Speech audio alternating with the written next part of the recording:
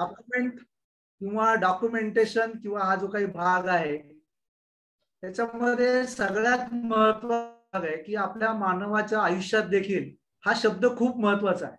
जर माणसाच्या आयुष्याची व्याख्या जर करायचं म्हटलं तर दोन डॉक्युमेंट मधलं अंतर म्हणजे माणसाचं आयुष्य असं आपल्याला म्हणता येईल.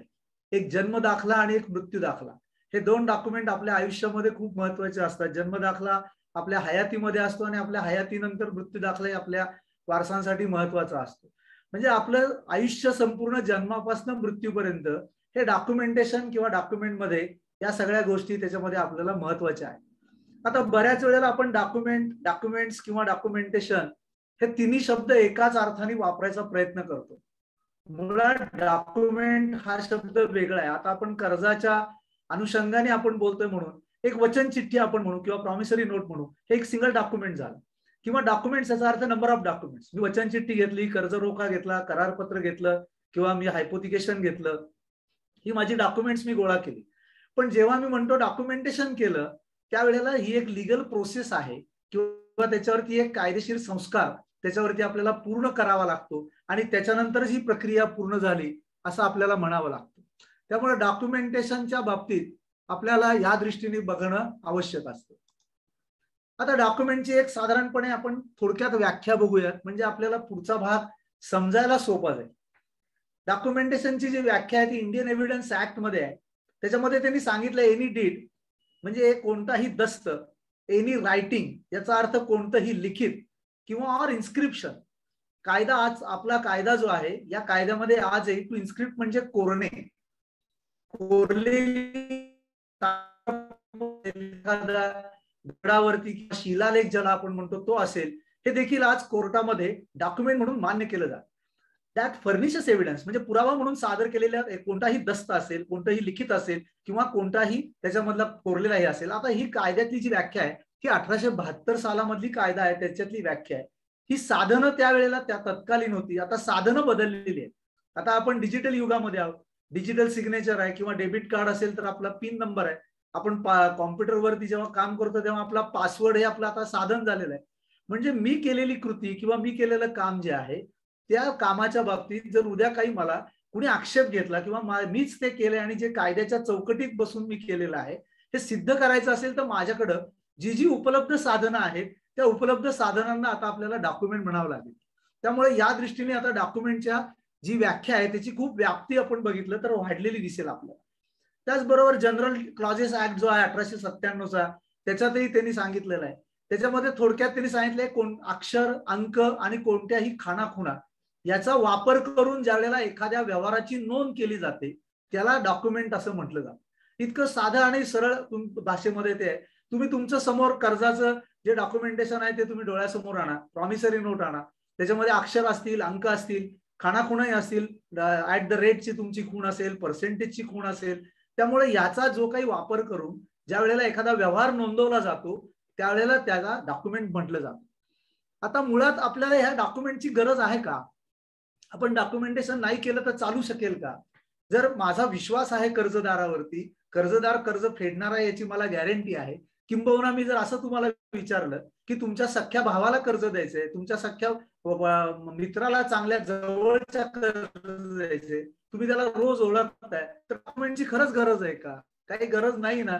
समजा असं आपण बघितलं की नाही, आपण समजा एखाद्या कर्जदाराला कर्ज देताना त्याचं व्हिडिओ शूटिंग केलं आणि व्हिडिओ शूटिंग मध्ये कर्जदार जामीनदारांना आपण तिथं हे केलं आणि त्यांनी डिक्लेरेशन दिलं तोंडी की आम्हाला हे सगळं मान्य आहे, आम्ही सगळ्या गोष्टी मान्य करतो आणि उद्या जर आमचं कर्ज थकलं तर आमच्यावरती. पण आपल्याला जे मनी क्लेम्स आहे किंवा आपल्याला उद्या त्याची जर वसुली करायची वेळ आली, जोपर्यंत कर्जामध्ये कर्ज नियमितपणे चाललेलं आहे तोपर्यंत आपल्याला या कागदपत्रांचा फारसा उपयोग होत नाही. किंबहुना आपण कर्ज थकल्यानंतरच कागदपत्रांकडे बघतो की माझं काही चुकलंय का, मॉर्गेज प्रॉपर झालंय का, बोजा नोंद आहे का. या सगळ्या गोष्टी आपल्या कर्ज थकण्याचे लक्षण दिसायला लागल्यानंतर आपण त्याच्यामध्ये आपली जागरूकता ही जास्त वाढते. त्यामुळे आपल्याला जो काही वसुलीचा भाग आहे किंवा आपल्याला कर्जामधली जी रक्कम वसूल करायची आहे त्याच्यासाठी आपल्याला न्याय यंत्रणेकडे जावं लागतं, न्याय व्यवस्थेकडे जावं लागतं. आता ही न्याय व्यवस्था आपल्याकडं 3 प्रकारची आहे. आपल्याकडे एक दिवाणी न्याय व्यवस्था आहे, आपल्याकडे फौजदारी न्याय व्यवस्था आहे आणि तिसरी आहे ती मिलिटरी, म्हणजे जो आपला काही संबंध नाहीये, जो जे मिलिटरीमध्ये आहेत त्यांच्यासाठी कोर्ट मार्शल वगैरे हा त्यांचा न्याय व्यवस्था वेगळी आहे. आता आपल्याला फक्त या दोन न्याय व्यवस्थेमध्येच आपल्याला बघावं लागणार आहे. आता त्याच्यामध्ये सिव्हिल कोर्ट जे आहे किंवा आपण ज्याला दिवाणी न्याय संहिता म्हणतो, हिथं सगळे मनी क्लेम्स होतात. पैशा संबंधीचे जे काही वाद असतील हे हिथं सगळे येतात. आपलं 101 असेल, 91 असेल किंवा सिव्हिल कोर्टामध्ये आपण जे दावे दाखल करतो हे सगळे सिव्हिल प्रोसिजर प्रमाणे किंवा दिवाणी न्याय व्यवस्थेप्रमाणे ती चाललेले असतात. आता याचं वैशिष्ट्य काय आहे हे आपण थोडंसं समजून घेतलं म्हणजे आपल्या लक्षात येईल की आपल्या दृष्टीने बँकर म्हणून किंवा आपण एक कोऑपरेटिव्ह सोसायटी म्हणून किंवा एक लेंडर म्हणून आपण की आपण एक कर्ज दिलेले आहोत, क्रेडिटर आपण आहोत, तर या दृष्टीने आपल्याला कर्ज कागदपत्रांचं काय महत्व आहे. आता त्याच्यामध्ये दोन भाग असतात. एक असतो वादी किंवा ज्याला प्लॅंटिफ किंवा डिस्प्युटंट म्हणतो, जो वाद निर्माण करतो तो वाद, आणि ज्याच्या विरुद्ध वाद निर्माण केलेला आहे त्याला प्रतिवादी म्हटलं जातं. ज्या वेळेला आपण ही कर्ज कागदपत्रांच्या आधारे आपल्याला कोर्टात जायची वेळ येते किंवा 101 मध्ये जायचं असेल किंवा हे असेल, तिथं आपण वादी असतो. कारण वाद आपण निर्माण केलेला असतो आणि त्यांनी ते कर्ज जे आहे ते थकवलेलं आहे म्हणून आपण न्याय व्यवस्थेकडे त्याची दाद मागत असतो. आता याच्यामध्ये ही न्याय व्यवस्थेमध्ये दाद मागत असताना सिव्हिल कोर्टाचा एक त्याच्यामधला सगळ्यात मोठा जो काही भाग आहे तो आपण थोडा समजून घेऊ की याच्यामध्ये जो वाद निर्माण करतो, ज्याला वादी म्हटलं जातं, तो ज्या पद्धतीचा वाद असेल तो वाद किंवा त्याचे जे काही आरोप त्या समोरच्या प्रतिवादीवरती त्यांनी लावले असतील ते सिद्ध करण्याची जबाबदारी ही वादीवर असते. म्हणजे कर्जाचं जो काही कर्जदारांनी कर्ज घेतलंय का नाही घेतलंय, तो खरंच आमचा थकबाकीदार आहे की नाही, आणि इथं फक्त आणि फक्त कागदपत्रच आपल्याला उपयोगी पडतात. इथं तोंडी साक्षी पुरावे वगैरे काही उपयोगी पडत नाही. हे उपयोगी पडतं क्रिमिनल कोर्टमध्ये. एखादी जर काही फौजदारी केस असेल, एखाद्याचा काही गुन्हा घडलेला आहे, एखाद्याचा मारामारीची केस आहे किंवा एखाद्याचा काही खून झालेला आहे किंवा काही त्याच्यावरती हल्ला झालेला आहे, अशा वेळेला आय विटनेस असेल किंवा परिस्थितीजन्य पुरावा असेल, याच्या आधारावरती देखील न्याय व्यवस्थेला जर त्याच्याबद्दल खात्री वाटली तर तिथं त्याला दोषी धरलं जातं. इथं मात्र आपल्याला कागदपत्रांशिवाय काहीही उपयोग नाही. आपल्याला कागदपत्रच आपली जी काही कायद्यानुसार आपण जी केली असतील तितक्याच पद्धतीने आपल्याला सिद्ध करणं हे आवश्यक असतं. त्यामुळं आपल्या दृष्टीने कर्ज कागदपत्रांचं महत्व जे आहे हे अनन्यसाधारण असं महत्व आहे.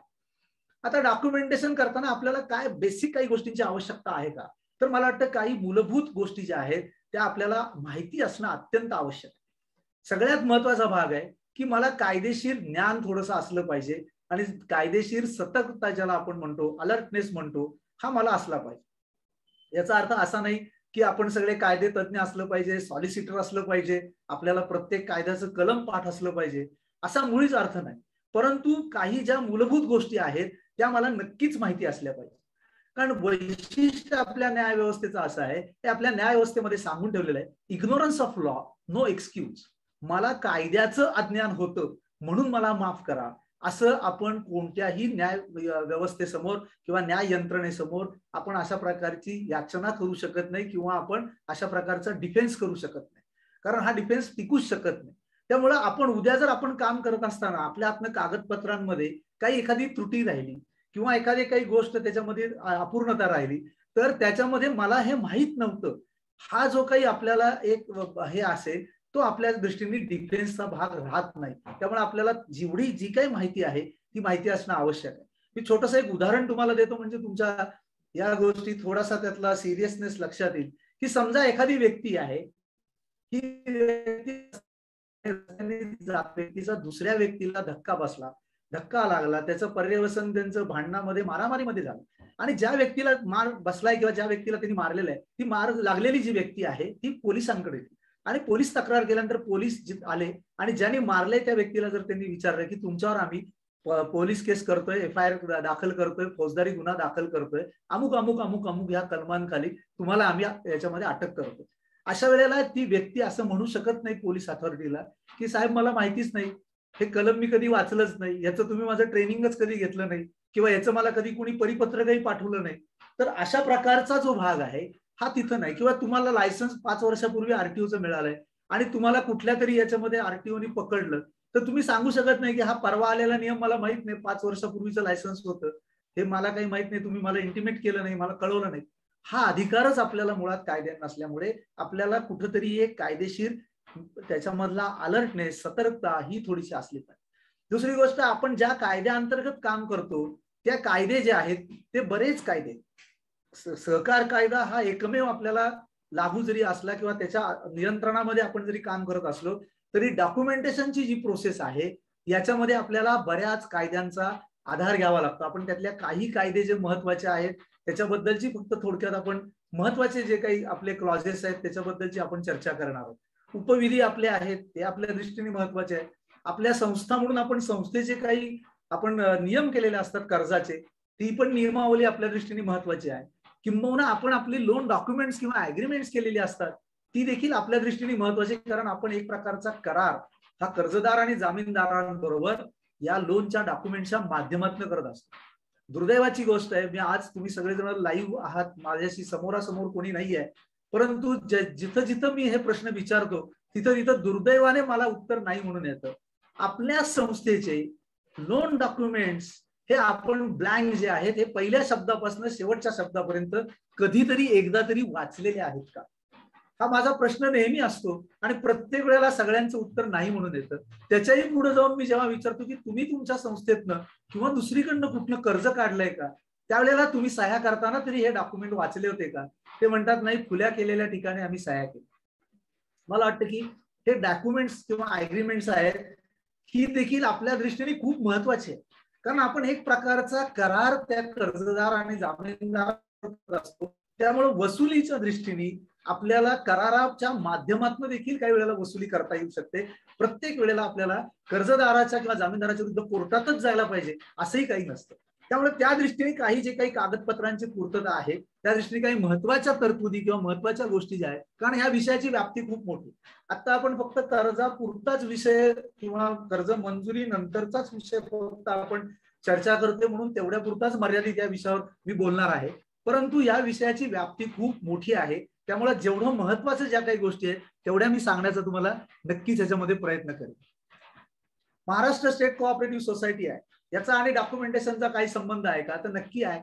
आपल्याला सेक्शन 33 जर आठवत असेल तर बघा, त्याच्यामध्ये त्यांनी सांगितलंय की आपल्याला सभासद जो आहे हा सभासद जोपर्यंत हयात आहे किंवा त्याचं सभासदत्व जोपर्यंत अस्तित्वात आहे तोपर्यंत आपल्याला लिमिटेशन नाही, कालमर्यादा नाही त्याच्यावर कारवाई करायची.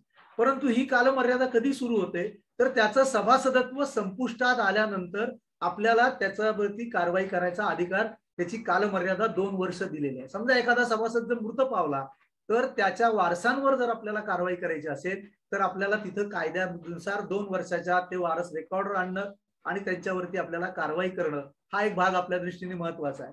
त्याच्यासाठी ते वारस रेकॉर्डर आणण्याचा देखील अधिकार आपल्याला सहकार कायद्याने दिलेला आहे. 25-30 मध्ये जर तुम्ही बघितलं तर त्याच्यामध्ये तुम्हाला दिसेल. किंबहुना सभासदाचा अर्ज तुम्ही जेव्हा भरून घेता त्यावेळेला सभासदाची जी वारस नोंद तुम्ही करता त्यावेळेला वारस नोंदीला देखील साक्षीदार असणं अत्यंत आवश्यक आहे. ही कायद्यामधली पण तरतूद आहे. आणि विटनेस का असला पाहिजे तर तो जे काही तो वारस नोंद करतो ते एक प्रकारचं त्याला इच्छापत्र असं म्हटलं जातं किंवा मृत्यूपत्रच थोडक्यात म्हटलं जातं, कारण त्याच्या मृत्यूनंतर तो वारस पिक्चर मध्ये येत असल्यामुळे तिथं आपल्याला आपल्या संस्था प्रकारची साक्ष ही वारस नोंद करताना घेतली जाते का नाही घेतली जात हेही बघा. कायद्यामध्ये मात्र किंवा तुमचे जे उपविधी आहेत या उपविधीमध्ये देखील ही तरतूद तुम्हाला दिसेल. बँकिंग रेग्युलेशन ऍक्टचं काही आपला फारसा हे नाही, पण इंडियन कॉन्ट्रॅक्ट ऍक्ट हा आपल्या दृष्टीने खूप महत्वाचा आहे आणि मी नेमका त्याचा रेफरन्स आपला कुठं कुठं कागदपत्रांमध्ये येतो याच्याबद्दलच मी तुम्हाला सांगणार. आम्ही कर्ज मंजूर केल्यानंतर आम्ही कर्जदाराला मंजुरी पत्र देतो का, हा माझ्या दृष्टीने एक प्रश्न तुमच्या समोर आहे. मुळात आपण मंजुरी पत्र त्याला दिलं पाहिजे. या मंजुरी पत्राची जी स्थळ प्रत असेल त्याच्यावरती त्याचे कर्जदार जामीनदार जे आहेत त्यांची त्याच्यावरती संमती असली पाहिजे आणि अनकंडिशनल कन्सेंट असं त्याच्यामध्ये म्हणलेलं आहे. म्हणजे विनाशर्त संमती ही आपल्याला त्याच्यामध्ये अपेक्षित आहे की वरील सर्व अटी शर्ती आम्हाला मान्य असून त्याप्रमाणे आम्ही ही पूर्तता करण्यास तयार आहोत किंवा हे आहोत, ज्या प्रकारचं जे असेल ते हे त्याच्यामध्ये असणं आवश्यक आहे. त्याला कायदेशीर महत्व काय आहे तर आपल्यापैकी बरेच जण कॉमर्स ग्रॅज्युएट असतील, इंडियन कॉन्ट्रॅक्ट ऍक्ट आणि मर्कंटाईल लॉच्या वेळेस त्यांनी शिकलाही असतील, तर त्याच्यामध्ये कोणताही करार अस्तित्वात येताना 2 महत्वाच्या गोष्टी घडाव्या लागतात. एक म्हणजे पहिल्यांदा ऑफर आणि ऍक्सेप्टन्स. पहिल्यांदा त्याला ऑफर द्यायची असते आणि दुसऱ्यांनी ती ऍक्सेप्ट करायची असते. मराठीमध्ये आपण त्याला म्हणतो की एकाने प्रस्ताव द्यायचा असतो आणि दुसऱ्यांनी तो विनाशर्त स्वीकारायचा असतो आणि मग त्याच्यामधल्या ज्या अटी शर्ती त्यांच्या ज्या आहेत त्याच्यानंतर तो करार अस्तित्वात येतो. आता इथं आम्ही जेव्हा सँक्शन लेटर म्हणतो त्यावेळेला सँक्शन लेटर हा एक प्रकारचा संस्थेने दिलेला कर्जदाराला प्रस्ताव आहे आणि या प्रस्तावाला कर्जदार जामीनदारांनी जी काही कन्सेंट दिली ती स्वीकृती आहे, आणि या स्वीकृतीनंतरच आपण जे करार अस्तित्वात आणतो, अग्रीमेंट करतो. आता बघा तुम्ही, जे मंजुरी पत्र असेल त्यामधल्याच अटी शर्ती या तुमच्या करारपत्रात असणार आहे. असं असणार नाही की मंजुरी पत्रामध्ये वेगळ्या अटी आहेत, व्याजदर वेगळा आहे, जामीनदार वेगळे आहेत, कर्जदार वेगळा आहे आणि इकडं तारण वेगळं आहे. तर या दृष्टीने असं काही असणार नाही. तर याच्यामधल्या अटी, याच्यामधल्या तारण, ज्या काही तपशील असेल तो सगळा एकच असणार. त्यामुळे या कंडिशन त्याच्याप्रमाणे आपल्याला अस्तित्वात असणं आवश्यक आहे. आज आपल्याला 101चा बेनिफिट मिळतोय, त्यामुळे या गोष्टी कदाचित आपल्या समोर येत नाहीत. पण जेव्हा कधी आपल्याला सिव्हिल कोर्ट असेल किंवा बँकांसारखं कधी ज्या वेळेला DRT मध्ये जायची वेळ येईल, त्यावेळेला या सगळ्या गोष्टी ज्या आहेत त्या तिथं कायदेशीर चौकटीमध्ये झाल्यात का नाही हे तिच्यामध्ये बघितलं जातं.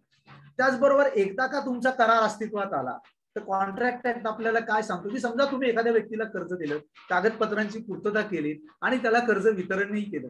आता कर्ज वितरण झाल्यानंतर तो करार तुमचा एक्झिक्यूट झाला. एक्झिक्यूट झाल्यानंतर जर त्याच्यामध्ये तुम्हाला काही कंडिशन मध्ये चेंज करायचा झाला, समजा कर्जदारांनी काही विनंती केली किंवा बँकेलाही तुमच्या पतसंस्थेलाही वाटलं काही बदल करायचे असतील, तर कन्सेंट लागते, सगळ्यांची संमती लागते. एकदा अस्तित्वात आलेल्या करारामध्ये जर काही चेंज करायचं असेल, एनी मॉडिफिकेशन, अल्टरेशन, ऍडिशन, काही त्याच्यामध्ये किंवा डिलिशन काही असलं तरी त्याच्यामध्ये तुम्हाला त्याच्यामध्ये करार जो काही चेंज होईल त्याच्यामध्ये सगळ्यांची संमती असणं आवश्यक असते. मी ज्या ठिकाणी काही ठिकाणी पाहिलं तिथं अशा गोष्टी करताना फक्त कर्जदाराची संमती घेतली जाते, जामीनदाराची संमती घेतली जात नाही, जामीनदाराला इग्नोर केलं जातं. मला वाटतं की असं करू नका, कारण जामीनदार याची जशी जबाबदारी आहे तसं जामीनदाराचे अधिकार पण आहेत. त्यामुळे आपल्याला कॉन्ट्रॅक्ट ऍक्ट मध्ये गॅरेंटरच्या फक्त लायबिलिटीज माहिती आहेत की कर्जदारा इतका जामीनदार जबाबदार आहे, सगळं माहिती आहे. पण कर्जदाराबरोबर काही गोष्टींमध्ये जामीनदाराचा देखील अधिकार आहे, त्यामुळे त्याचा हा हक्क असल्यामुळे त्याची आपल्याला हे माहिती असणं आवश्यक आहे. आणि सगळ्यात महत्वाचा भाग जो आहे कर्ज वितरण करताना तो म्हणजे कन्सिडरेशन पार्ट, मोबदला. जोपर्यंत एखाद्या व्यक्तीला त्या करारात अंतर्भूत केलेल्याप्रमाणे त्याला मोबदला मिळत नाही तोपर्यंत तो करार जो आहे त्याची वैधता कायद्याने टिकत नाही. कर्जदाराचं ज्या वेळेला तुम्ही काही वेळेला नवं जुनं करता, दुसऱ्याच्या नावावर तिसऱ्याला कर्ज दिलं जातं, अशा ज्या काही गोष्टी घडतात तर त्यावेळेला मात्र या गोष्टींची काळजी घेतली पाहिजे की ते कर्ज जे आहे ते त्याला मिळालं पाहिजे किंवा त्यांनी ज्या कारणासाठी दिलं असेल त्याच्या विनियोगासाठीच ते कर्ज गेलं आहे याची खात्री. म्हणून तुम्हाला कदाचित कल्पना नसेल, परंतु बँकांच्या बाबतीत रिझर्व्ह बँक हा नेहमी आग्रह करते की कर्जाचा विनियोग हा काय झालेला आहे याचा आम्हाला डॉक्युमेंटरी एव्हिडन्सेस पाहिजे. रिझर्व्ह बँकेचा कायम आग्रह असतो की आम्हाला एव्हिडन्सेस त्याचे पाहिजे. किंवा तुमचं जेव्हा स्टॅट्युटरी ऑडिट होत असेल, ऑडिटरही तुम्हाला हा आग्रह धरत असतील की कर्ज तुम्ही दिलेलं आहे, कर्ज ज्या कारणासाठी दिलेलं आहे त्या कारणासाठीच दिल्याचा विनियोग झालेला असल्याचा कागदोपत्री पुरावा आम्हाला इतर रेकॉर्डर पाहिजे. त्यामुळे या दृष्टीने त्याच्यामध्ये हा एक सिद्ध होतो की उद्या जर कन्सिडरेशनच पार मिळालं नाही, उद्या तुम्ही कर्ज ज्या वेळेला देता एखाद्या व्यक्तीला त्यावेळेला किंबहुना तारण मिळकती जेव्हा तुम्ही त्याच्या मिळकती तारण घेता त्यावेळेला त्या मिळकती त्याच्याकडे आलेल्या आहेत हेच देखील त्याचा खरा मालकी हक्क आहे की नाही सिद्ध करण्यासाठी त्यांनी त्या मिळकत विकत घेताना जे जे काही पेमेंट समोरच्या पार्टीला केले असतील ती देखील चेक क्लिअर झालेत की नाही, किंवा समोरच्या व्यक्तीला, आता उदाहरणच घ्यायचं म्हटलं की मी समजा एखादी प्रॉपर्टी एखाद्या व्यक्तीकडनं जर खरेदी करणार असेल तर मी त्या माणसाला दिलेले चेक जे आहेत ते रिलाइज झालेत की नाही हे मी जर तुमच्या संस्थेमध्ये त्या प्रॉपर्टीच्या आधीच लोन घ्यायला आलो तर तुम्ही ते पाहणं आवश्यक आहे. अन्यथा तो व्यवहार पोकळ व्यवहार समजला जातो आणि कन्सिडरेशन पार्ट नसल्यामुळे तो करार रद्द केला जातो, ज्याला अनपेड सेलर म्हटलं जातं. सेल ऑफ गुड्स ऍक्ट मध्ये अनपेड सेलर नावाची एक संकल्पना आहे.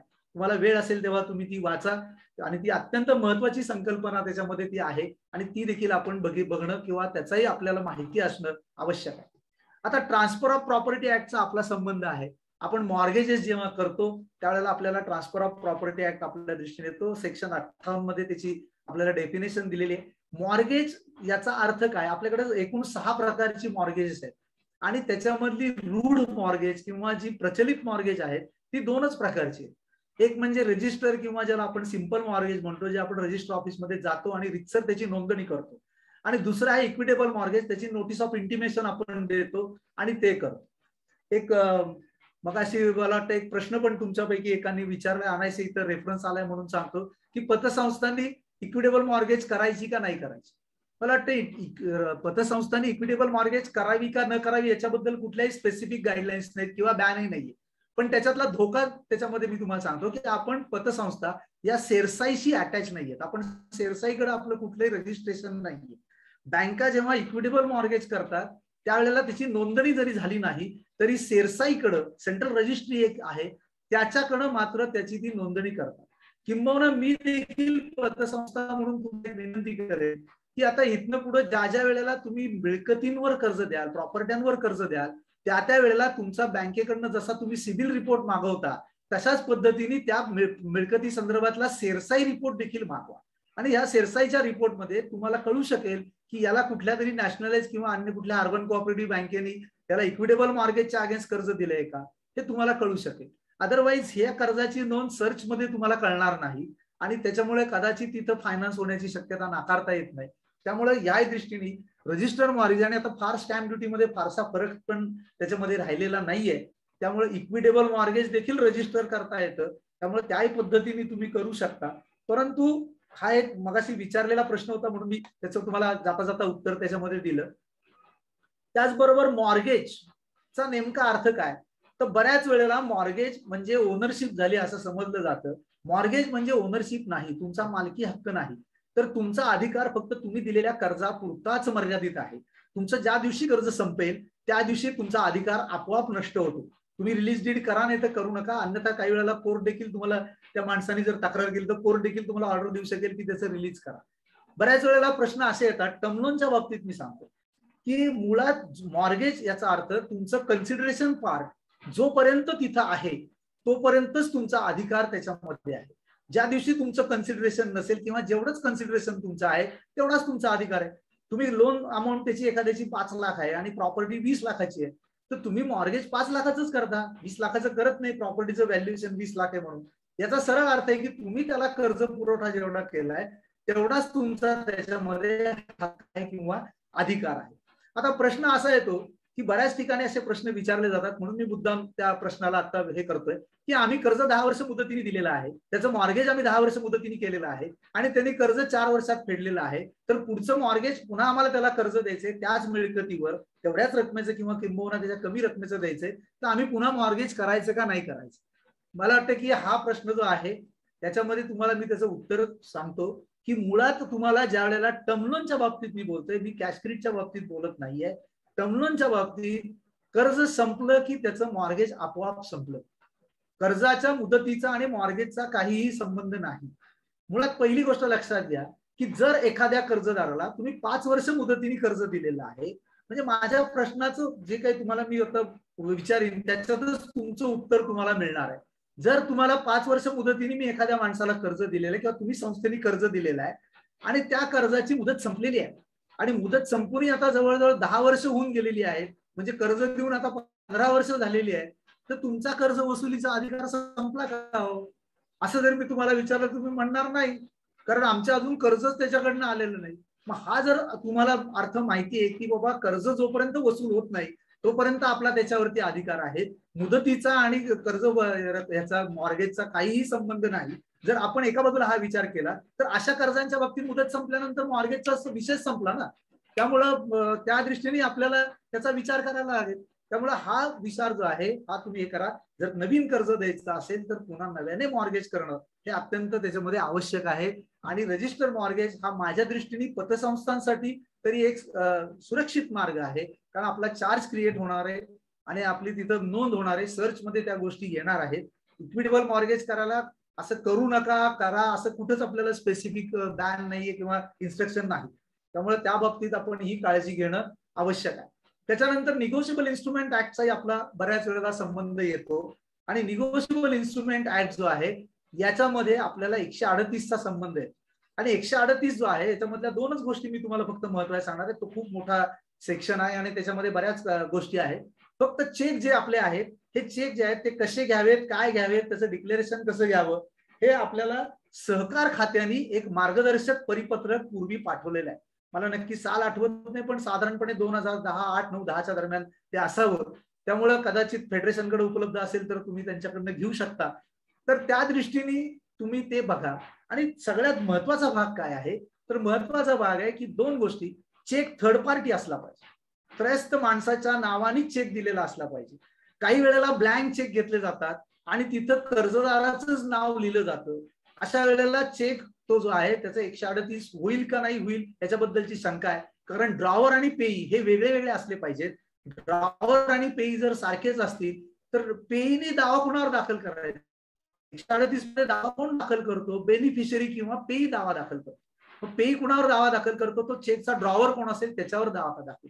चेकच्या बाबतीत ड्रॉवी कायम बँकच असते, दुसरी कोण ड्रॉवी दुसरा असू शकत नाही, कारण चेकचं जे काय आपण तो वसुलीला बँकेतच पाठवतो. त्यामुळे त्या दृष्टीने ड्रॉवर आणि पेई हे दोन्ही व्यक्ती भिन्न असणं आवश्यक आहे. या जर एकच असतील तर कदाचित स्वतःवरती दावा दाखल करता येईल का, अशा आपल्या कायद्यात तरी अजून तरतूद नाहीये, किंवा जगातही अशी काही तरतूद नाहीये. हा एक भाग झाला. आणि दुसरा सगळ्यात महत्वाचा भाग आहे की रिपेमेंट ऑफ प्रायर डेट्स, म्हणजे पूर्वी मी काहीतरी कर्ज घेतलेलं आहे, काहीतरी मी त्याचं देणं लागतो, हे देणं देण्यासाठी मी परतफेडीसाठी चेक दिलाय हे सिद्ध करावं लागतं. उद्या समजा मला असं गृहीत धरा की तुमचे जे कोणी व्यक्ती माझ्याकडे एखादी आली आणि त्याचा ट्रस्ट आहे आणि त्यांनी माझ्याकडे देणगीसाठी चेक मागितला, मी तो चेक दिला आणि तो चेक बाउन्स झाला, तर ते माझ्यावर 138 करू शकत नाही. किंवा तुम्ही देखील ठेवीसाठी लोकांकडनं चेक घेता आणि तो चेक जर बाउन्स झाला उद्या, तर तुम्ही त्या ठेवीदारावर 138 करू शकता का? काही तुम्हाला अधिकारच नाही. कारण सगळ्यात महत्वाचा भाग काय की त्यांनी तुमच्याकडनं कधी कर्जच घेतलेलं नाहीये, तुमचं देणं देण्यासाठी म्हणून त्यांनी काही चेक घेतलेला नाही. पार्टनरशिप आणि कंपनीच्या बाबतीत मी आता फार बोलणार नाही, कारण आपल्याकडे पतसंस्थांच्या बाबतीत ती कर्ज फारशी नाहीत. आपल्याकडे जो उपलब्ध वेळ आहे त्याच्यात मला हे बसवायचं असल्यामुळे मला ह्या गोष्टी हे करायला लागतील. दोन महत्वाच्या आपल्या दृष्टीने ज्या महत्वाच्या गोष्टी आहेत त्या इंडियन स्टॅम्प ऍक्ट आणि Bombay stamp act. Indian stamp act जो आहे हा सेंट्रल ऍक्ट आहे. याच्यामध्ये 9 जे काही स्टॅम्प इन्स्ट्रुमेंट्स आहेत त्याच्यावरती स्टॅम्प ड्युटी आकारली जाते, हे केलं जातं. केंद्र सरकार ती स्टॅम्प ड्युटी ठरवतं. संपूर्ण देशामध्ये तुम्ही तो स्टॅम्प कुठेही खरेदी केलात तरी देखील तुम्हाला त्याची रक्कम सारखीच असते. एक तर रेव्हेन्यू स्टॅम्प किंवा प्रॉमिसरी नोट असेल, insurance document, bill of selling असेल, गुजरात घ्या, महाराष्ट्र रेव्हेन्यू स्टॅम्प कुठेही घ्या. आता फक्त एक अजून वैशिष्ट्य त्याचं काय, त्याला व्हॅलिडिटी नाही. जशी आपली बॉम्बे स्टॅम्प ऍक्ट मध्ये 6 महिन्याची जी व्हॅलिडिटी तशी इंडियन स्टॅम्प ऍक्ट मध्ये ही व्हॅलिडिटी त्याच्यामध्ये नाहीये. आता दुसरा भाग जो आहे त्याच्यामध्ये महत्वाचा भाग की तुम्ही ज्या वेळेला एखादा जो काही स्टॅम्प आहे हा जे खरेदी करता, तो खरेदी करत असताना ज्या राज्यात तुम्ही खरेदी करता त्या राज्यामध्ये तुम्हाला त्याचं पूर्ण उत्पन्न त्या राज्याला मिळतं. त्या दृष्टीने मला वाटतं की महाराष्ट्रात जर रेव्हेन्यू स्टॅम्प खरेदी केला तर महाराष्ट्राला मिळतो, किंवा कर्नाटकात खरेदी केला तर ते कर्नाटकाला त्याचं पूर्ण उत्पन्न मिळतं. बॉम्बे स्टॅम्प ऍक्ट मध्ये आपण अजूनही त्याचं नाव बॉम्बे आहे. 2 प्रकारची स्टॅम्प ड्युटी आहे, एक ज्युडिशियल स्टॅम्प आणि एक नॉन ज्युडिशियल. ज्युडिशियल म्हणजे आपल्याला ज्या वेळेला एखाद्या कोर्टामध्ये काही केस करायला लागते, तुम्ही 101 करता, 91 करता किंवा अन्य काही कोर्टामध्ये आपल्याला दावे दाखल करायचे असतात, तेव्हा जी काही आपण स्टॅम्प ड्युटी भरतो ती ज्युडिशियल स्टॅम्प ड्युटी. आणि जे करार केले जातात ते नॉन ज्युडिशियल स्टॅम्पच्या प्रमाणे केले जातात. आता त्याच्यामध्ये स्टॅम्पचे जे प्रकार आहेत ते वेगळे वेगळे. आता ई स्टॅम्पिंग आलंय, फ्रँकिंग आहे, त्याच्यानंतर ऍडेसिव्ह आहेत किंवा जनरल स्टॅम्प पेपर्स आहेत. आता स्टॅम्प पेपरमध्ये त्यांनी सांगितले की जो करार करणारी व्यक्ती आहे, कोणतीही करार करणारी जी व्यक्ती आहे त्यापैकी एकाच्या नावाने तो स्टॅम्प असला पाहिजे. तिराईत कोणीतरी वेगळाच माणूस आहे त्याचा स्टॅम्प, उद्या गोल्ड लोनसाठी काल एक गिराईक आलं होतं त्याचा स्टॅम्प उरलाय म्हणून दुसऱ्या कोणाला तरी दिला तर तो करार तुमचा जो आहे तो व्हॅलिड राहणार नाही. जनरली संस्थेच्या नावाने आपण स्टॅम्प आणतो, त्याचं कारण संस्था ही प्रत्येक करारामध्ये असतेच, त्याच्यामुळे आपण तिथं तो हे करतो. इथं मात्र स्टॅम्प खरेदी केल्यापासून आपल्याला 6 महिने जे काय आहेत त्याच्यामध्ये आपल्याला वापरणं आवश्यक आहे, अन्यथा ते रिव्हॅलिडेट करायला लागतील किंवा त्याची रिफंडची पण प्रोसिजर आहे, त्याप्रमाणे आपल्याला ते करून घ्यावे लागतील. आता स्टॅम्प ड्युटीच्या बाबतीत एक प्रश्न असा आहे की समजा तुम्ही ज्या वेळेला स्टॅम्प खरेदी करता किंवा हे करता, समजा एखादं व्हेकल लोन जेव्हा देता किंवा प्लेज लोन देता किंवा अन्य कुठलं मॉर्गेज लोन करता, तर त्याच्यामध्ये 2 प्रकारच्या सिक्युरिटीज असतात. त्या ऍक्च्युली आपल्या सँक्शन लेटरमध्ये आपल्याला तसं मेन्शन करणं आवश्यक आहे. त्याला 2 प्रकारच्या ज्या सिक्युरिटीज आहेत त्याच्यामध्ये प्राईम सिक्युरिटी आणि कोलॅटरल सिक्युरिटी असा आपल्याला उल्लेख जर आपण केला तर आपल्याला स्टॅम्प ड्युटीचा जो भाग आहे त्याच्यामध्ये काही गोष्टींमध्ये आपण कन्सेशन आपल्याला मिळू शकतो. प्राईम सिक्युरिटीला पूर्ण स्टॅम्प ड्युटी जर घेतली असेल, आपला बॉम्बे स्टॅम्प ऍक्ट सांगतो की प्राईम सिक्युरिटीला जर तुम्ही पूर्ण स्टॅम्प ड्युटी घेतली असेल तर कोलॅटरल सिक्युरिटीला पूर्ण स्टॅम्प ड्युटी घ्यायची गरज नाही. म्हणजे उदाहरणार्थ मी तुम्हाला सांगतो, प्रॅक्टिकल याच्यामध्ये हे अवघड आहे किंवा तिथले तुम्हाला रजिस्ट्रार कितपत सहकार्य करतील याच्याबद्दल नाही, पण काही संस्था ज्या आहेत त्या कायद्याने तिथं भांडून करून घेतात. समजा एखाद्याला तुम्ही हायपोथिकेशन लोन दिलेलं आहे आणि त्याच्यामध्ये तुम्ही कोलॅटरल सिक्युरिटी म्हणून प्रॉपर्टी मॉर्गेज जर करून घेतली असेल, तर हायपोथिकेशनला जर तुम्ही पूर्ण स्टॅम्प ड्युटी घेतली असेल, काय जी लाखाला तुमची 100-200 रुपयाप्रमाणे जी काही स्टॅम्प ड्युटी ती घेतली असेल, आणि ते जर तुम्ही त्यांना दाखवलं आणि सांगितलं की आम्ही प्रॉपर्टी ही फक्त कोलॅटरल सिक्युरिटी घेतलेली आहे, अशा वेळेला 200 रुपयाच्या स्टॅम्पवर देखील ते तुमचं मॉर्गेज होऊ शकतं. ही कायद्यामध्ये असलेली तरतूद आहे. त्यामध्ये आर्टिकल 40 वगैरे त्याचा असेल, आर्टिकल एक्झॅक्ट मला आठवत नाही, पण तुम्ही तुमच्या वकिलांशी बोलून किंवा ते आर्टिकल बॉम्बे स्टॅम्प ऍक्टचं बघू शकता. त्यात तो स्पेसिफिक भाग त्यांनी त्याच्यामध्ये दिलेला आहे. त्यामुळं कोलॅटरल सिक्युरिटी आणि प्राईम सिक्युरिटी, आता एखादं मॉर्गेज तुम्ही केलं तिथं प्राईम सिक्युरिटी तुमची हाऊसिंग प्रॉपर्टी असेल, तर करारपत्र वगैरे जे साधे घेतात त्याला तुम्ही 100-200 रुपयाची काही आताची एक्झिस्टिंग स्टॅम्प ड्युटी त्याच्याप्रमाणे तुम्ही घेऊ शकता. त्यामुळे स्टॅम्प ड्युटीच्या बाबतीत देखील डबल स्टॅम्प ड्युटी आपण घेतो का, हाही भाग तुम्ही बघा, तुमच्या वकिलांशी बोलून घ्या, लिगल ओपिनियन घ्या, बॉम्बे स्टॅम्प ऍक्टचा अभ्यास करा, आणि त्याच्याप्रमाणे तुम्हाला कर्जदाराचं देखील त्याच्यामध्ये त्याच्याऐवजी त्याच्याकडनं शेअर्सचे पैसे घ्या स्टॅम्प ड्युटी गव्हर्नमेंटला घालवण्यापेक्षा. या दृष्टीने तुम्ही हे करू शकता. त्याच्यानंतर इंडियन रजिस्ट्रेशन ऍक्ट जो आहे हा देखील आपल्या दृष्टीने महत्वाचा आहे. इंडियन रजिस्ट्रेशन ऍक्ट जो आहे त्याच्यामध्ये नोंदणी कुठल्या कागदपत्रांची करायची याचं बंधन आहे. 100 रुपये किंवा 100 रुपयाच्या वरचा कोणताही स्थावर मिळकतीचा व्यवहार, भले तो तुमचा मॉर्गेज असेल, तुमचं बक्षीसपत्र असेल, भाडे करार असेल, खरेदी खत असेल, जे काही असेल ते, हे तुम्हाला कायद्याने तिथं नोंदवणं आवश्यक आहे. त्याच्यामुळे तिथं नोंदणी तुमची करणं आवश्यक आहे. आता नोंदणी आणि एक्झिक्युशन याच्यातला एक फक्त तुम्हाला 1 मिनिटामधला फरक मी सांगतो की रजिस्ट्रेशन केव्हा करता येऊ शकतं, कायदा काय सांगतो आपल्याला, कायद्यामध्ये काय सवलत आहे. एक्झिक्युशन ऑफ डॉक्युमेंट आणि रजिस्ट्रेशन ऑफ डॉक्युमेंट या 2 गोष्टी वेगळ्या आहेत. एक्झिक्युशन ऑफ डॉक्युमेंट म्हणजे आज मी एखाद्या त्याच्यावरती जेव्हा सही करतो, सह्या करतो, त्यावेळेला ते माझं एक्झिक्युशन ऑफ डॉक्युमेंट झालं. मी एखादी प्रॉपर्टी खरेदी करतोय, आज सुट्टी आहे, आज रविवारचा दिवस आहे, परंतु आम्ही दोघंही आज सह्या करतोय, देणारी व्यक्ती घेणारी व्यक्ती सह्या करते, त्याचा व्यवहारापोटी मी त्याला काय चेक द्यायचा तोही दिलेला आहे, पण आज रजिस्टर ऑफिस बंद आहे, त्यामुळे मी तिथे रजिस्टर करू शकत नाही. तर हे रजिस्ट्रेशन करता येईल का, तर कायदा सांगतो नक्की करता येईल. ज्या दिवशी तुमचं एक्झिक्युशन झालेलं आहे त्या दिवसापासून 120 दिवसामध्ये तुम्ही तुमच्या डॉक्युमेंटचं रजिस्ट्रेशन करू शकता. हा तुम्हाला दिलेला कायद्याने अधिकार आहे. त्याच्याही पुढे जाऊन रजिस्ट्रेशन ऍक्ट आपल्याला असं सांगतो की अपवादात्मक परिस्थिती जर असेल, आता कोरोना सारख्या परिस्थिती आहे किंवा अशा काही आता आपण बघतोय पुराची परिस्थिती आता लेटेस्ट आपण बघतोय, किंवा अन्य काही नैसर्गिक आपत्ती किंवा अन्य काही तुमच्यावरती काही प्रसंग एखादा घडला असेल, काही झाला असेल, आणि जर रजिस्ट्रार अथॉरिटीला ते जर कारण पटलं आणि त्याला जर ते लक्ष हे झालं, तर तो जो डिले आहे तो कंडोन करून तो पुढे 120 दिवस वाढवू शकतो. म्हणजे एकूण 240 दिवस आपल्याला मिळालेले आहेत, पण 120 दिवस आपल्या हक्काचे आहेत. 120 दिवस हे तुम्हाला त्या कायद्यात जर काही तुम्ही बसत असाल तर त्याच्या ह्याच्यावरती आहे. त्यामुळं आज तुम्ही कर्ज एखादं देताना काही वेळेला गोंधळ होतो, मला फोनही येतात, म्हणून मी हा मुद्दा क्लिअर करतो की साहेब आम्ही आज त्याचं कर्ज सोडलं, प्रॉमिसरी नोट घेतली, आज कर्ज सोडलं, मॉर्गेजसाठी आमचा माणूस गेला पण नंबरच लागला नाही, आता रजिस्ट्रेशन झालं नाही, काय करू. काही घाबरायचं कारण नाहीये. रजिस्ट्रेशन तुमचं नंतर झालं तरी आपल्याला फक्त आपण प्रॅक्टिकल विचार त्याच्यामध्ये करून अगोदर का करतो, तर बाबा आपण कर्ज दिल्यावर यांनी नाही सहकार्य केलं उद्या आपल्याला, तर आपलं रजिस्ट्रेशन राहील म्हणून आपण तो प्रॅक्टिकल वे त्याच्यामध्ये पकडतो. पण असं घाबरायचं त्याच्यामध्ये काही कारण नाहीये, कारण आपल्याला कायद्याने त्याच्यामध्ये ह्या गोष्टी सांगितलेल्या आहेत. आता मी एक माझा जो वेळ आहे त्याच्यात माझ्या एक 2 स्लाइड्स आहेत तेवढ्याच मी संपवणार आहे, कारण मला माहिती आहे की जो काही वेळ आहे त्याच्यानंतर प्रश्नोत्तरासाठी 15 मिनिटं आहेत, त्यामुळे त्याच्यात आपण जास्त बोलू. डॉक्युमेंट्स कशासाठी करायची, तर त्याचे काही उद्देश आहेत.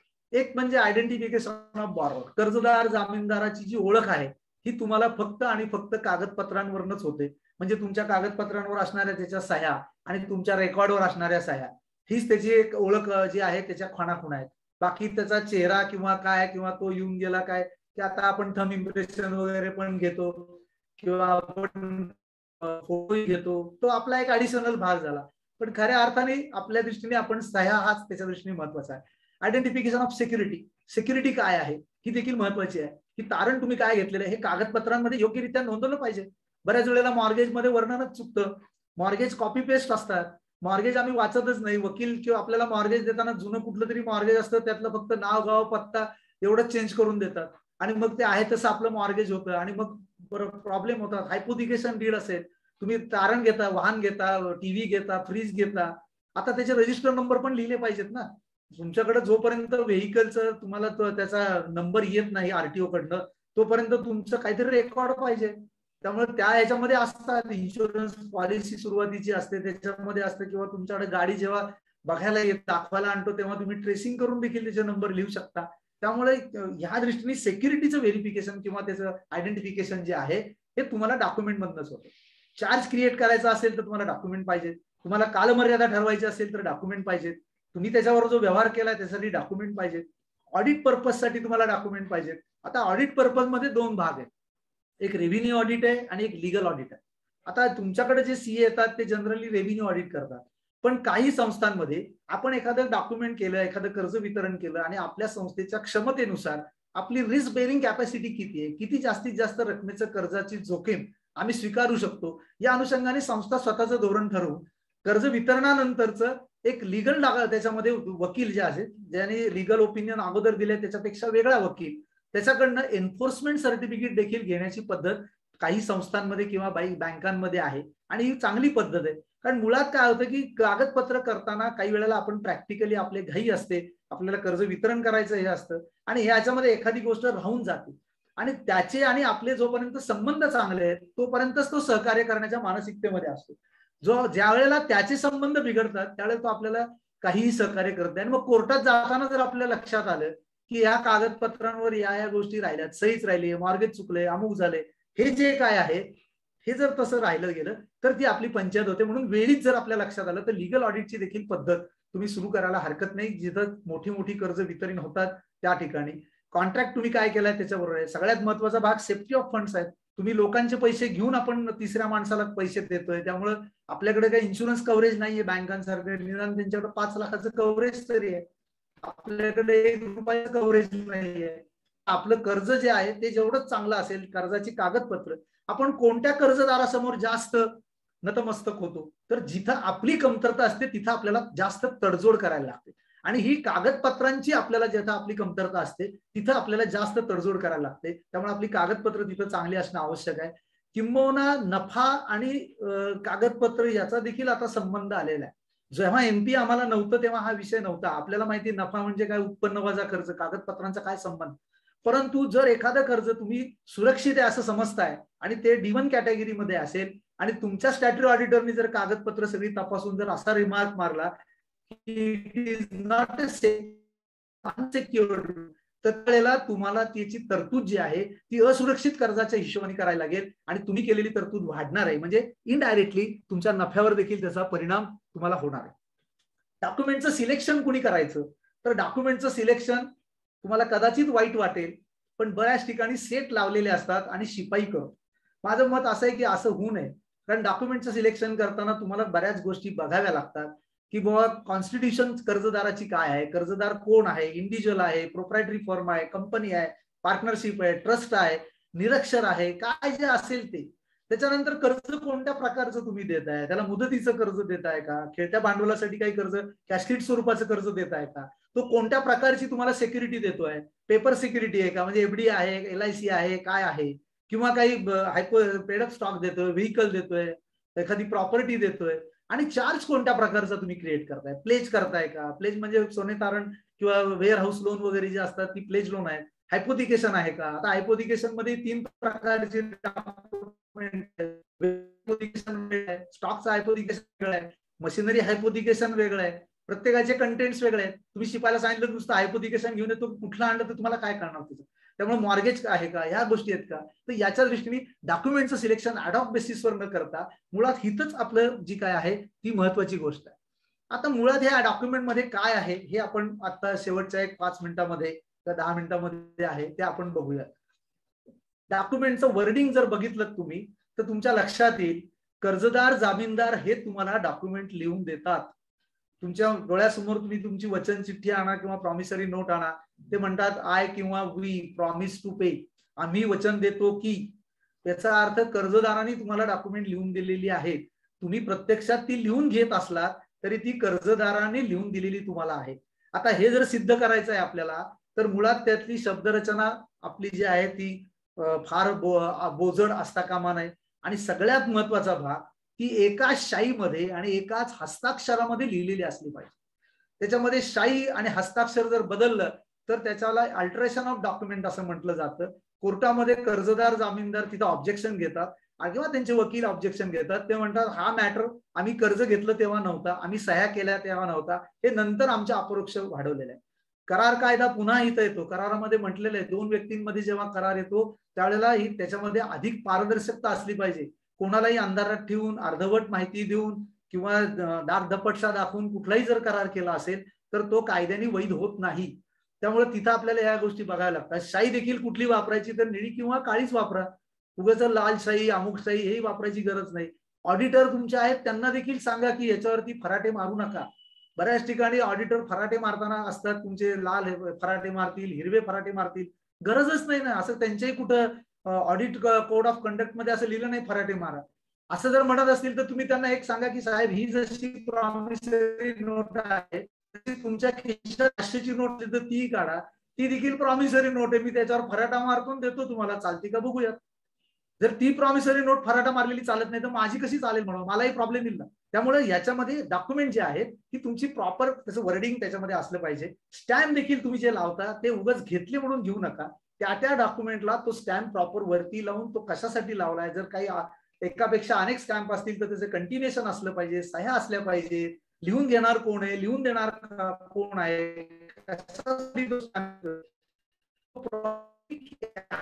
त्याच वेळेला स्टॅम्प घेतले जातात आणि स्टॅम्प कुठेतरी फाईलच्या खाली लावले जातात. ते तुम्ही स्टॅम्प घेतले फक्त पण त्याचं प्रॉपर स्टॅम्पिंग झालं नसेल तर प्रॉब्लेम येईल. अल्टरेशन होऊ नये ही अपेक्षा असते, पण जर कागदाचित झालंच तर त्याला व्हाईटनर लावू नका. तर त्याच्यासाठी एखादी आडवी रेख करा आणि तिथं जो काही मॅटर आहे तो लिहा आणि तिथं पूर्ण सह्या घ्या. अल्टरेशनला जर तुम्ही व्हाईटनर लावता तर अँबिग्युटी निर्माण होईल आणि पूर्वी काय लिहिलं होतं हे कळणार नाही. कॅपॅसिटी ऑफ एक्झिक्युटर हा सगळ्यात महत्वाचा भाग आहे की कोण कोणत्या कक्षेमध्ये सही करतो हे महत्वाचं आहे. साक्षीदार वेगळा आहे, जामीनदार वेगळा आहे, कर्जदार वेगळा आहे. साक्षीदाराची सही जामीनदार म्हणून बऱ्याच ठिकाणी घेतली जाते, जामीनदाराची सही साक्षीदार म्हणून घेतली जाते. त्याचं कारण जी अधिकृत किंवा माहितगार व्यक्ती सह्या घेत नाही. काही वेळेला कागदपत्र कोणाकडे तरी दिली जातात, शिपायाला सांगितलं जातं, ज्या क्लार्कला माहिती नसते त्याला सांगितलं जातं, बोलण्याच्या नादामध्ये कुठेतरी खुणा केल्या जातात आणि मग तो सह्या सगळीकडे करून देतो. त्यामुळे ती देखील महत्वाची बाब त्याच्यामध्ये आहे. अटेस्टेशन महत्वाचं आहे. जिथं जिथं साक्ष आवश्यक आहे तिथंच साक्ष घ्या, जिथं साक्ष आवश्यक नाही तिथं अजिबात घेऊ नका. अदरवाईज जर साक्ष नको असताना साक्ष घेतली तर अग्रीमेंटचं कन्व्हर्जन बॉन्ड मध्ये होतं आणि स्टॅम्प ड्युटी चेंज होते. मी तुम्हाला रजिस्ट्रेशन बद्दलही सांगितलं, लिमिटेशन बद्दलही आपण मग अशी म्हणलं की बाबा आपल्याला सुदैवाने आपल्याला सभासदचा हे असल्यामुळे तो आपल्याला कोऑपरेटिव्हचा बेनिफिट आहे. आणि सगळ्यात महत्वाचा भाग शेवटच्या 2 मिनिटांमध्ये मी तुम्हाला सांगणार आहे, प्रिझर्वेशन ऑफ डॉक्युमेंट, की जो आमच्याकडे नाही. आजही तुम्ही सगळेजण इथं बसलेला आहात, हे समजा आपलं व्याख्यान संपल्यानंतर 1-2 मिनिटं डोळे मिटा आणि माझ्या संस्थेतल्या कर्जाच्या कागदपत्रांची अवस्था काय आहे हे बघा. आज त्याची किंमत काय आहे. जोपर्यंत ते कर्ज वसूल होत नाही तोपर्यंत त्या प्रॉमिसरी नोटवर जी अमाऊंट लिहिलेली आहे किंवा जो काही येणे बाकी तुमची आहे तेवढी किंमत त्या प्रॉमिसरी नोटची एवढं लक्षात ठेवा. आपण खिशातली 500ची नोट तरी किंवा 100ची नोट देखील कधी चुरगाळलेली किंवा कोपऱ्यामध्ये घरात टाकतो का हो? आणि मग ही आपण का ठेवतो? याचा कुठेही त्याला स्टेपलर मारू नका, स्टिचिंग करू नका. त्याप्रमाणे त्या दृष्टीने ते ओरिजिनल डॉक्युमेंट जे आहेत याचं कुठेतरी त्याचं रेकॉर्ड प्रॉपर ठेवा. सोने तारणाचं किंवा कॅशचं जसं मुवमेंट रजिस्टर असतं तसं हे ओरिजिनल डॉक्युमेंटचं देखील तुमचं मुवमेंट रजिस्टर असणं आवश्यक आहे. कारण ही डॉक्युमेंट कुणाच्या ताब्यात आहे, कुणाकडनं कुणाकडे गेली. ऑडिटरला जर तुम्ही दाखवत असाल तर तिथं समोर बसून ती दाखवली पाहिजे, त्याच्याकडनं ती पुन्हा ताब्यात घेतली पाहिजे. कारण ती कशीही जर पडली उद्या तर तुमच्याकडे जर डॉक्युमेंट नसतील तर तुम्ही कोर्टामध्ये काहीही करू शकत नाही आणि उद्या त्याची जर अकाउंटेबिलिटी आली तर प्रॉब्लेम आहे. आणि सगळ्यात महत्वाचा भाग जो आहे की जो तुमच्यापैकी किती जणांनी उपविधी वाचलाय हे मला माहित नाही, पण आज तुमच्या याच्यात जर काही ब्रांच मॅनेजर असतील तर त्याच्यामध्ये उपविधीमध्ये एक स्पेसिफिक तरतूद मला वाटतं पतसंस्थांच्या उपविधीमध्ये आहे की कागदपत्राचं एक्झिक्युशन करणं आणि प्रिझर्वेशन करणं, म्हणजे मंजुरीनुसार कागदपत्रांची पूर्तता करणं आणि त्या कागदपत्रांची जपणूक करणं ही संपूर्ण जबाबदारी त्या शाखेच्या शाखा व्यवस्थापकांकडे उपविधीच्या माध्यमातून आलेली आहे. त्यामुळे त्याचाही कुठेतरी गांभीर्याने आपण विचार केला पाहिजे आणि त्या दृष्टीने हे केलं पाहिजे. त्याचबरोबर एक डिझास्टर मॅनेजमेंट म्हणून डॉक्युमेंट रजिस्टर तुम्ही ठेवा की उद्या जर काही ओरिजिनल डॉक्युमेंटला काही झालंच, नैसर्गिक काही याच्यामध्ये झालं तर हे तुम्हाला एक पॅरलल एक तुमचं रेकॉर्ड राहील की कर्ज तुम्ही दिला असेल तर कर्जदारात कुठली डॉक्युमेंट घेतली, कर्जाचा प्रकार काय, कर्जदाराचं नाव काय, जामीनदार कोण, त्यांच्या सह्या कुणासमोर एक्झिक्यूट झालं, त्याला सर्टिफाईड कॉपी असं म्हटलं जातं. आणि या तुम्हाला उद्या समजा तुम्ही कोर्टात जायची वेळ आली आणि तुमची ओरिजिनल डॉक्युमेंट नसतीलच काही नैसर्गिक आपत्तीमुळे, तर हाही देखील तुम्हाला एक उपयोग त्याचा होऊ शकतो. हे शासनाने एक परिपत्रक देखील मागेही पाठवलं होतं, मध्यंतरीच्या काळात पुन्हा एकदा परिपत्रक पाठवलं की कर्जदार जामीनदार जे आहेत यांचा कागदपत्र मिळवण्याचा अधिकार आहे आणि याच्यामध्ये पारदर्शकता आहे, त्यामुळे तोही तुम्ही एखादी गोष्ट करायला त्याच्यामध्ये हरकत नाही. एक सगळ्यात महत्वाचं लक्षात घ्या आणि हे वाक्य आयुष्यात कायम आपण लक्षात ठेवलं पाहिजे. If you have not documented any an activity you have not done it. जोपर्यंत तुम्ही कोणतेही काम तुम्ही जोपर्यंत ते लिखित स्वरूपात तुमच्याकडे नाही राहत, त्याचं डॉक्युमेंटेशन होत नाही, तोपर्यंत ते तुम्ही केलेलं आहे किंवा हे केलं याचं तुम्हाला हे करता येत नाही. मला वाटतं की हा विषय खूप मोठा होता आणि मला जो काही एक निर्धारित वेळ मला मुळूक साहेबांनी सांगितलं होतं की 12:15 ते 12:30च्या दरम्यान तुम्ही संपवा, तर या दृष्टीने मी संपवलेलं आहे. मला माहिती की कदाचित तुमच्या त्याच्यामध्ये काही शंका असण्याची शक्यता आहे, पण मला जेवढ्या काही मोबाईलवरती व्हॉट्सअपवर काही लोकांनी पाठवलं होतं त्या शंकांचं मी माझ्या आत्ताच्या याच्यामध्ये व्याख्यानामध्येच मी निरसन करण्याचा प्रयत्न केलेला आहे. तर मुळूक साहेब मला वाटतं कुणाच्या काही शंका असतील तर विचारायला हरकत नाही. धन्यवाद निमकर साहेब, खूप चांगलं मार्गदर्शन केलं आपण.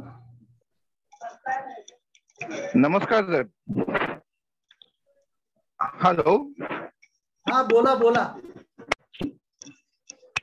साहेब, मी ऍडव्होकेट आहे.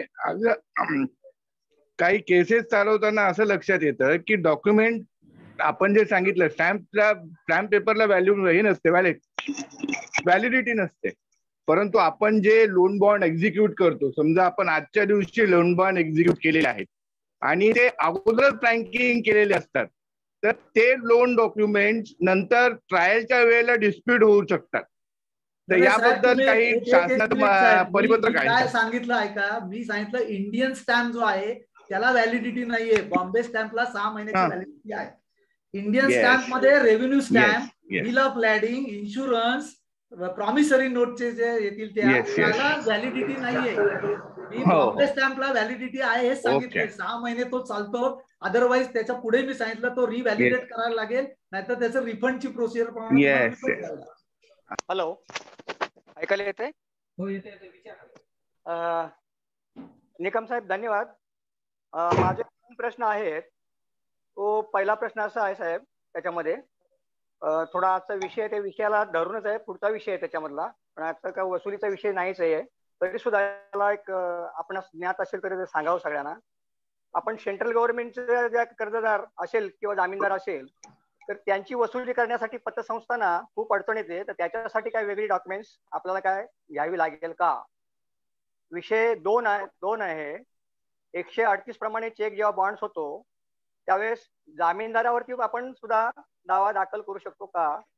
आणि विषय 3 आहे, जेव्हा व्हेकल लोन साठी आपण लोन देतो आणि त्याचं आरसी बुक आरटीओ कडून ते 6 महिन्याच्या कालावधीनंतर मिळतं आणि ते बुक जे लोन देतात, फायनान्स देतात पतसंस्था किंवा बँक, त्यांच्याकडे न जाता ज्याला आपण लोन दिले त्यांच्याकडे आणि ते आपल्याला देण्यासाठी काय टाळाटाळ करतात. तर याच्यासाठी काय आपल्याला वेगळ्या डॉक्युमेंटसाठी किंवा आपल्याला काय करता येईल का? पहिला प्रश्न जो आहे तो स्टेट गव्हर्नमेंटच्या दृष्टीने आपल्याला काही प्रॉब्लेम नाही. आपल्याला सेक्शन 49 जो आहे त्याच्यानुसार आपल्याला अंडरटेकिंग मिळो अथवा न मिळो, आपल्याला अग्रीमेंटच्या आधारावरती आपल्याला त्याच्या दृष्टीने अंडरटेकिंग आपल्याला जे आहे, अंडरटेकिंग नसलं तरी त्या कराराच्या आधारावरती आपण वसुली त्याच्याकडनं करू शकतो. किंबहुना सेक्शन 49 मध्ये पुढची पण तरतूद आहे, जर अशा ड्रॉइंग आणि डिस्बर्सिंग ऑफिसरनी जर सहकार्य केलं नाही तर आपल्याला आपल्या AR किंवा जे कोण तुमचे असतील त्यांच्याकडनं त्यांच्या अगेन्स्ट देखील रिकव्हरी सर्टिफिकेट तुम्हाला मिळवता येतं. हा त्यातला भाग झाला. सेंट्रल गव्हर्नमेंटला आपला कायदा लागतच नाही, त्याच्यामुळे आपल्याला त्याच्या बाबतीत काही करता येणार नाही. दुसरा तुमचा जो प्रश्न होता तो ह्याचा होता ना, कसला होता प्रश्न दुसरा तुमचा? 138. हा 138 जो आहे तो ज्यांनी चेक दिलेला आहे तर त्या दृष्टीने त्याच्यावरतीच तुम्हाला 138 करता येईल. तर त्या आणि 138 त्या इन्स्ट्रुमेंट पुरतच असतं. जर 4 इन्स्ट्रुमेंट वेगळे असतील तर आपल्याला वेगळे 4 138 करावे लागतात. अच्छा. आणि पुढचा जो तुमचा प्रश्न आहे व्हेइकलच्या बोजाचा, तर मला वाटतं आता आपण टेक्नॉलॉजी मध्ये आहोत. एक ऍप आहे, त्या ऍप मध्ये आपण जर त्याचं हे टाकलं तर आपल्याला त्याच्यानुसारही आपल्याला त्याचा बोजा नोंद झालाय की नाही मिळतं, किंवा वाहनचा एक मेसेज आहे त्याची प्रिंट आपल्याला काढून ठेवता येते. त्याच्याही उपर काही ठराविक, मला वाटतं पूर्वी 20 रुपये होते, आता मला एक्झॅक्ट रक्कम माहित नाही, आपण आरटीओ कडे जर त्या अर्जामध्ये ऍप्लिकेशन केला तर आपल्याला आरटीओ कडनं सर्टिफिकेशन मिळतं की याच्यावरती बोजा आहे किंवा नाही. धन्यवाद त्यामुळे त्याच्याकडनं आरसी पुस्तक याची वाट बघायची आपल्या पद्धतीने आपण करू शकतो. धन्यवाद सर. अजून कोणाला विचारायचे?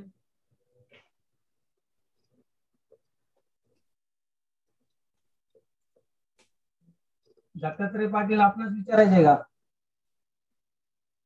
अनम्यूट करा. तुम्ही अनम्यूट व्हा ना. एक सेकंड सर. हा विचारा.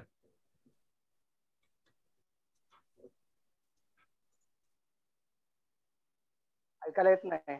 आवाज येत नाहीये तुमचा. हॅलो. हा बोला. हा सर येतोय नाही येत आवाज. हॅलो. बोला. हॅलो येतोय आवाज सर? हा आता बोला बोला. सर गृह कर्जासाठी जे पेपर आहेत ते ऍक्च्युली काय झालेलं आहे, वैयक्तिक हा माझा जरा थोडासा वैयक्तिक प्रश्न आहे. ग्रामपंचायत परवाना मिळत नसल्यामुळे मला गृह कर्ज घेत असताना अडचणी येत आहेत. तर प्रॉपर कोणती गृह कर्जासाठी कुठली पेपर घ्यावेत? संस्थांचा नाही, वैयक्तिक माझा प्रश्न आहे. आपल्याला जर वैयक्तिक घ्यायचं असेल कर्ज त्यावेळेला अडचणी येत आहेत. मला वाटतं परमिशन मिळत नाही जो आहे तो आपला याच्या पुरता आहे. मी उत्तर देईन पण आपला हा प्रश्न तुमचा बाजूला ठेवू. आधी सेशनशी संबंधित प्रश्न असतील ते घेऊ. तुमचा प्रश्न वेळ राहिला तर नक्की मी त्याचं उत्तर देईन. Okay okay sir. Subhash Mane विचारा. आपल्याला विचारायचं नाही ना. अजून कोणला विचारायचं असेल तर हात वर करा.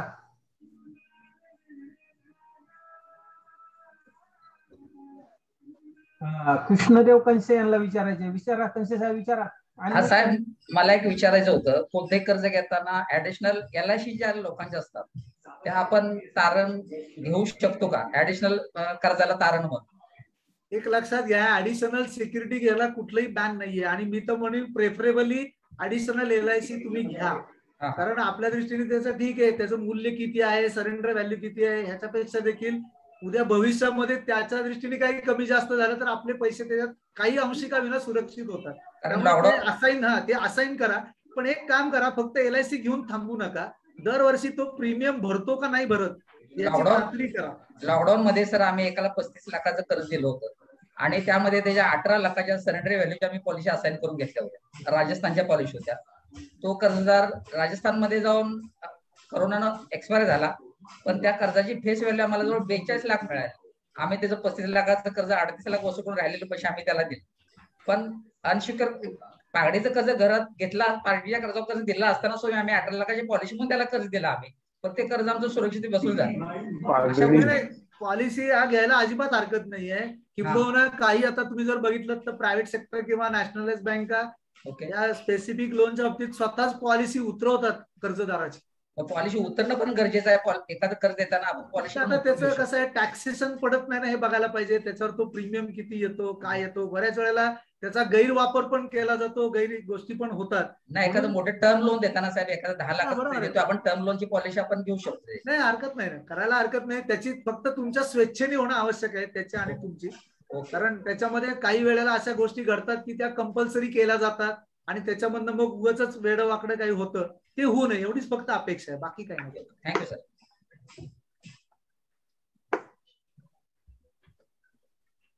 विचारा. कोणाला विचारायचा प्रश्न?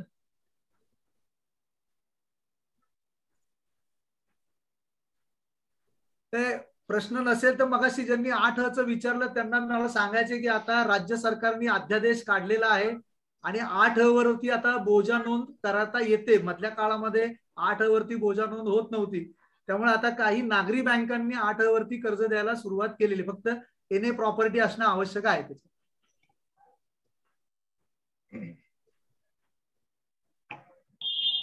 धन्यवाद.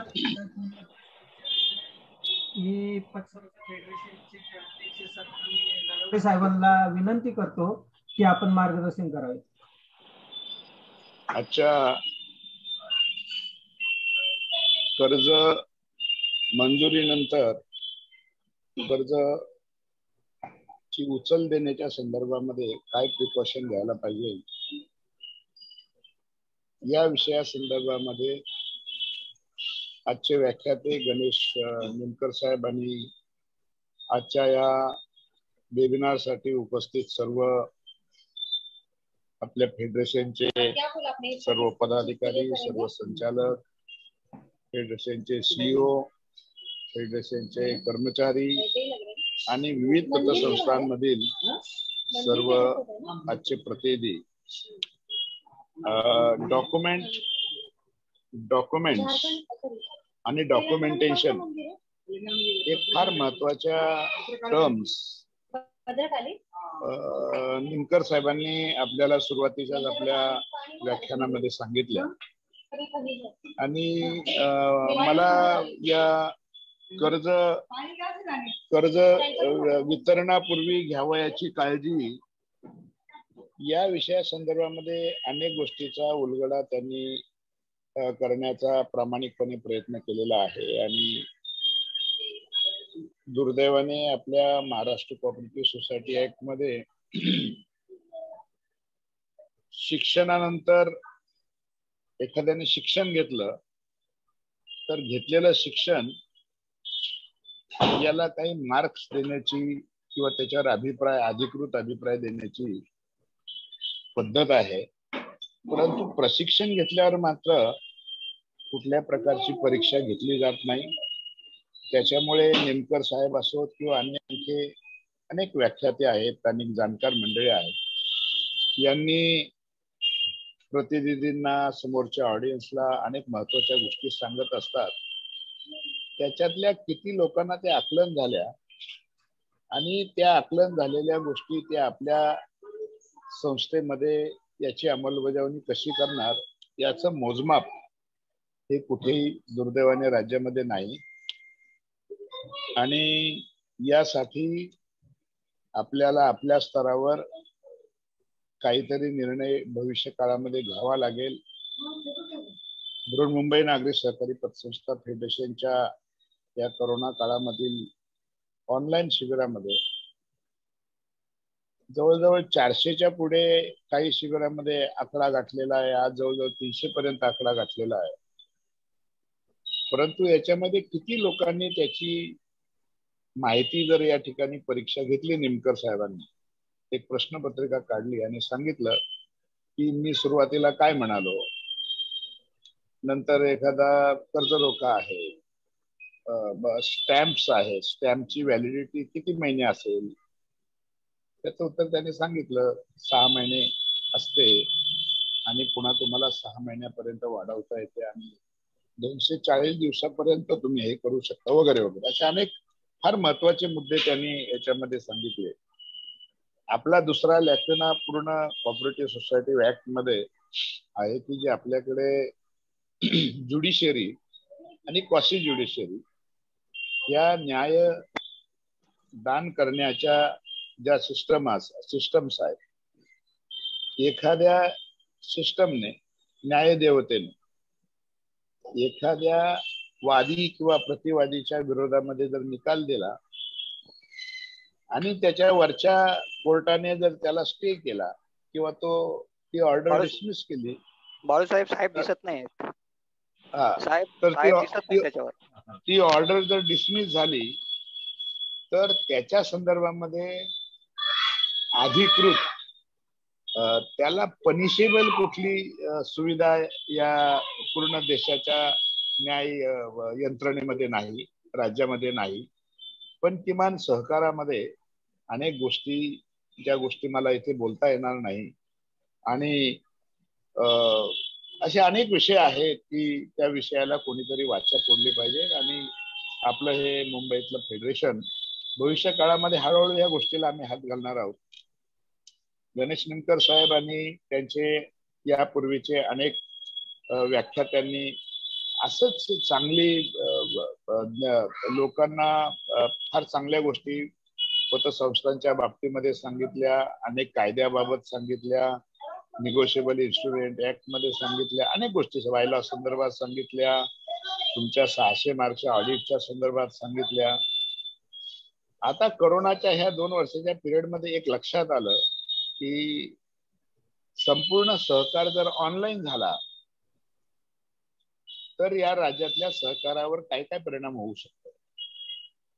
ऑनलाईन झाला, जसा इन्कम टॅक्स हा ऑनलाईन झालेला आहे. कोरोना या देशामध्ये जगामध्ये येण्यापूर्वी कोविड-19 आपल्या राज्यामध्ये देशामध्ये येण्यापूर्वी इन्कम टॅक्स हा ऑनलाईन होण्याची पद्धत होती.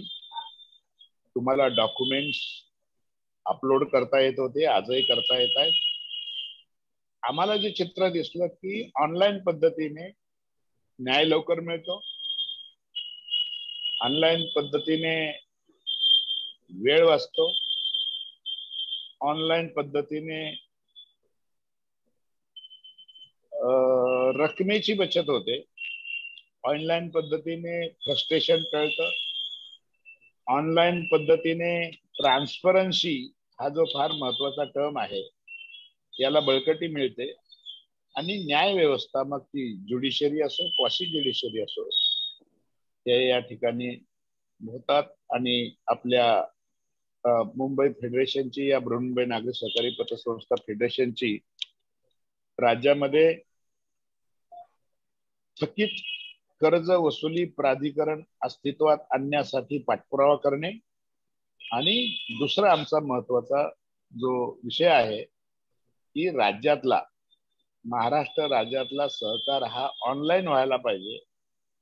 याच्यासाठी जे जे करावं लागेल डेमोक्रॅटिक वे ते हे फेडरेशन करणार. आणि त्याच वेळेला आज आपल्याला जे सर्व निमकर साहेबांसारखे अनेक लोक पोट तिडकीने आपल्याला अभ्यासपूर्वक सांगतात. आमचे एक वकील मगाशी ऍडव्होकेट सचिन काळेने प्रश्न विचारला, ते वकील आहेत, निमकर साहेब वकील नाहीत, तरी सुद्धा ते वकील नसताना कायदा त्या बरोबर गोष्टी त्यांनी सांगितल्या. त्या अनेक गोष्टी याच्यामध्ये आपल्याला बघायला मिळतील. माझी सगळ्या प्रतिनिधींना सहकारातल्या कार्यकर्त्यांना माझी विनंती असेल की आपल्याला हे करावं लागेल, सुरुवात करावं लागेल. याची आपल्याला लोकांची परीक्षा घ्यावी लागणार आहे, याच्यामध्ये नक्की घ्यावी लागणार आहे.